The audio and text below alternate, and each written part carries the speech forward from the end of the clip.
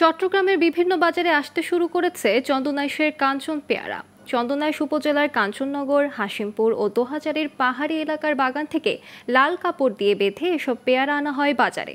ভোর থেকে চট্টগ্রাম কক্সবাজার মহাসড়কের পটিয়া থেকে চন্দনাইশের অন্তত 7 জায়গায় বসে এসব পেয়ারার হাট। চট্টগ্রাম চন্দনাইশ থেকে এম এ হামিদের পাঠানো তথ্য ও চিত্রের ডেস্ক রিপোর্ট। চট্টগ্রামের চন্দনাইশ উপজেলায় পেয়ারা চাষ করে হাজারো মানুষ তাদের ভাগ্য পরিবর্তন করেছে। কয়েকশো বেকার যুবক পেয়ারা ব্যবসায় স্বাবলম্বী হয়ে ধরেছেন পরিবারের হাল। এই উপজেলার কাঞ্চননগরকে বলা হয় পেয়ারার গ্রাম। ভোর হতেই বাগান থেকে পেয়ারা নিয়ে হাটে যেতে শুরু করেন চাষিরা। সুস্বাদু এই পেয়ারার চাহিদা সারা দেশে, তবে সংকট রয়েছে সংরক্ষণ ও সরবরাহ ব্যবস্থায়। অনেক বৃষ্টি হয়েছে, এই জন্য ফল বড় হয় নাই, বুঝছেন।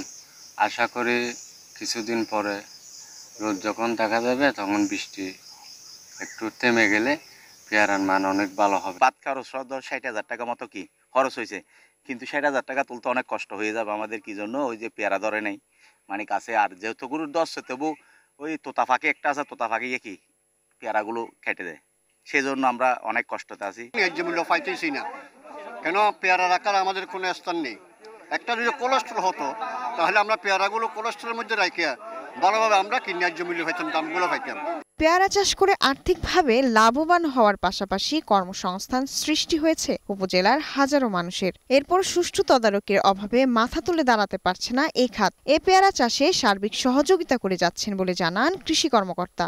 গাছের যখন বয়স বেড়ে যাচ্ছে আমাদের ফলনটা একটু কমে যাচ্ছে, তারপর আমরা আশা করি এই বছর আমাদের কাঙ্ক্ষিত ফলন আসবে। প্রায় আমরা ধারণা করছি যে প্রায় 11,000 মেট্রিক টন আমাদের ফলন মানে পেয়ারার উৎপাদন হবে। একটি সংরক্ষণাগার নির্মাণ করে পেয়ারা বিদেশে রফতানির ব্যবস্থা করার দাবি চন্দনাইশবাসীর।